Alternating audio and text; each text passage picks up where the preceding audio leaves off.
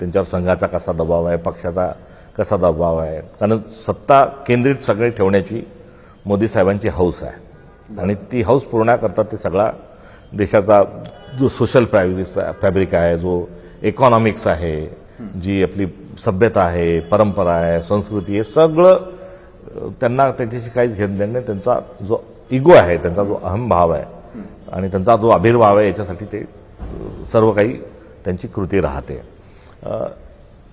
यामध्ये दम असा आहे की याच्यात काही ना काही तथ्य याच्यासाठी असेल की मोदीजी हे नागपूरला तर अनेकदा आले, मात्र 11 वर्षापूर्वी ते पंतप्रधान जेव्हा झाले, जेव्हा त्यांना व्हायचं होतं तेव्हा ते एकदा आले आणि मधल्या 11 वर्षात म्हणजे एक तपामध्ये त्यांना काही संघाच्या मुख्यालयात जाण्याची आवश्यकता भासली नाही. आता ते तडकाफडकी कार्यक्रम शोधून काढून ते धावत पळत संघ मुख्यालयात जेव्हा जातात तेव्हा डाल में कुछ काला आहे एवढं म्हणावं लागेल. नाही तर त्यांनी वर्षातून एकदा आलं पाहिजे. एवढं ते संघाची सगळी भाषा आणि सगळं भाजप एकंदरीत सगळं मार्केटिंग करत असतं. एखादा आमचे नेते राहुल गांधी हे गांधींच्या स्मृतीला प्रत्येक ठिकाणी वंदन करण्याकरता जातात, त्या सगळ्या मंडळींसोबत चर्चा करतात, ते भारतभर सगळ्या लोकांना भेटतात. मात्र मोदीजी कोणाला भेटत नाही आणि संघातला तर ते जातच नाही. त्यांनी एक वर्षातून एकदा यायला पाहिजे होती, त्यांची 12वी भेट पाहिजे होती. मात्र ते आता धावपळत करत आले. याचा अर्थ काही ना काही 75ला त्यांची सहस्त्रचंद्र दर्शनाचं काहीतरी गिफ्ट त्यांना वेगळं मिळणार आहे असं वाटतं. बरं, निश्चित बघूयात येत्या काळामध्ये काय होतं. जाता जाता एक छोटासा आणि शेवटचा प्रश्न विचारावासा वाटतो. राजकारण करत असताना, आपलं स्वतःचं एक पर्सनल आयुष्य जगत असताना महात्मा गांधीजींचे विचार आणि विनोबा भावेजींचे विचारही आपल्याला अनेक वेळेला प्रेरणा देऊन गेले. त्यातल्या कुठल्या विचारांची आजच्या राजकारणाला किंवा आजच्या देशाला, राज्याला गरज आहे? गांधींचे 3 सूत्र जे आहेत, सत्य, अहिंसा आणि स्वराज, या 3ची आपल्याला नितांत आवश्यकता आहे. त्यातूनच सगळ्या गोष्टी येतात. वेळेचा अभाव आहे त्यामुळे या 3 गांधींच्या आहेत. तर विनोबांचा एक कोट आहे जे आज आपण सगळ्यांनी भारताने त्याच्याकडे विशेष लक्ष देऊन त्याच्याकडे बघितलं पाहिजे की दुसऱ्याचं जे पाप आहे ते त्याचं अज्ञान आहे. दुसऱ्याचं जे पाप आहे त्याचं अज्ञान आहे आणि माझं जे अज्ञान आहे हे माझं पाप आहे.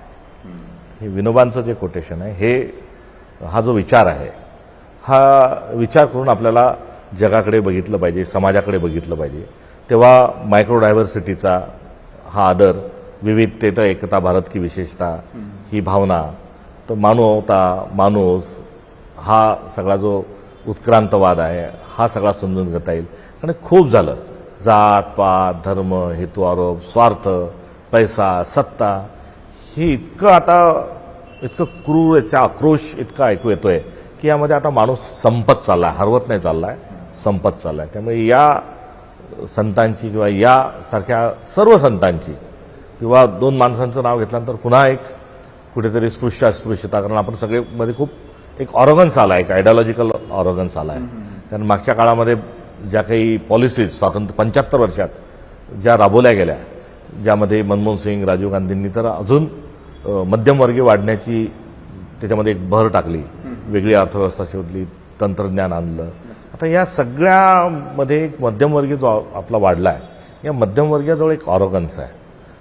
तो ऑरोगन्स जो आहे हा आपल्या देशाला बाधक आहे. वास्तविक पाहता त्या वर्गाजवळ खूप मोठी शक्ती आहे आणि देशाचे एकंदरीत सूत्र व्यवस्थित चालले आहेत आणि प्रणाली आपली चांगली चालली. याचा परिणाम आहे की तो वर्ग वाढला आहे. आता तो वाढलेल्या वर्गाने देशाला कॉन्ट्रीब्यूट करावं, कारण त्यांच्यात क्षमता पण आहे, त्यांच्यात दातृत्व पण आहे. मात्र त्याऐवजी तो आता नसत्याच गोष्टीमध्ये जो अडकून पडला आहे. या अडकल्यातून बाहेर निघण्याकरता त्यांनी संविधान आणि त्याचा जो विचार आहे, आणि भारताचा संविधान हे काय आपोआप आलं नाही, आपसूक आलं नाही.